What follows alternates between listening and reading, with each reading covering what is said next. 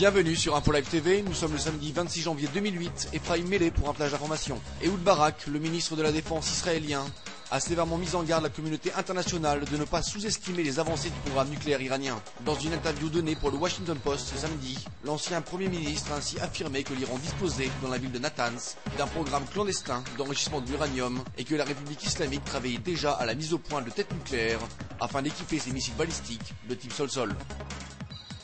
Plus de 35 policiers égyptiens ont été grièvement blessés et hospitalisés ce samedi, dont certains souffrant de blessures par balle, dans des affrontements qui se sont produits entre forces anti-émeutes égyptiennes et palestiniens au point frontière de Rafia. Après la destruction vendredi au bulldozer par le Hamas d'un nouveau pan du mur frontière entre le Sinaï et la bande de Gaza, l'Égypte a finalement décidé de laisser passer le flot de Palestiniens de la bande de Gaza en direction du territoire égyptien. Dans un discours prononcé samedi, Mahmoud Abbas a annoncé qu'il n'envisageait pas de négociation avec le Hamas dans la situation actuelle et a de ce fait rejeté la proposition égyptienne de médiation entre les deux factions rivales du Hamas et du Fatah. Le président de l'autorité palestinienne a de nouveau dénoncé la prise de pouvoir du Hamas sur la bande de Gaza, la qualifiant de crime, et a souligné que le dirigeant du Hamas devrait revenir sur leur position s'il voulait reprendre les discussions avec lui. Sous la pression de la Syrie, la Libye a décidé aujourd'hui de retirer son soutien à une résolution sans précédent du Conseil de sécurité des Nations Unies qui incluait une condamnation des tirs de roquettes Qassam en provenance de Gaza et contre Israël. La résolution, qui avait gagné le support des États-Unis, avait cependant été approuvée par 14 des 15 pays membres qui composent actuellement le Conseil de sécurité.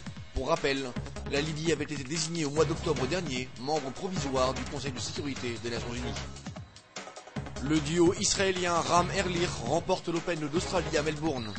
Les deux joueurs de tennis israéliens, Andy Ram et Yoni Erlich, sont rentrés dans l'histoire comme les premiers joueurs israéliens à remporter un tournoi du Grand Chelem.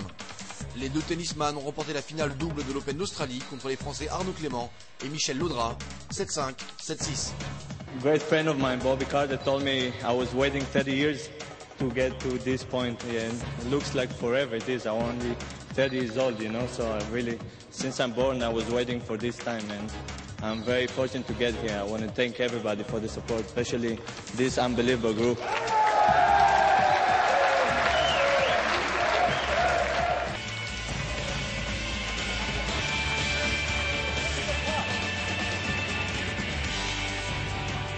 Découvrez en avant-première le nouveau service d'Info Live TV. Recevez gratuitement chaque jour, en vidéo, les informations d'Israël et du Proche-Orient sur votre mobile. Pour vous abonner, entrez sur notre site www.infolive.tv et cliquez sur la bannière Service téléphone mobile. Aujourd'hui, le monde entier parle d'Israël. Mais qui parle d'Israël au monde entier, en temps réel, en 4 langues et en direct de Jérusalem? Infolive.tv, la première chaîne de télévision internationale israélienne.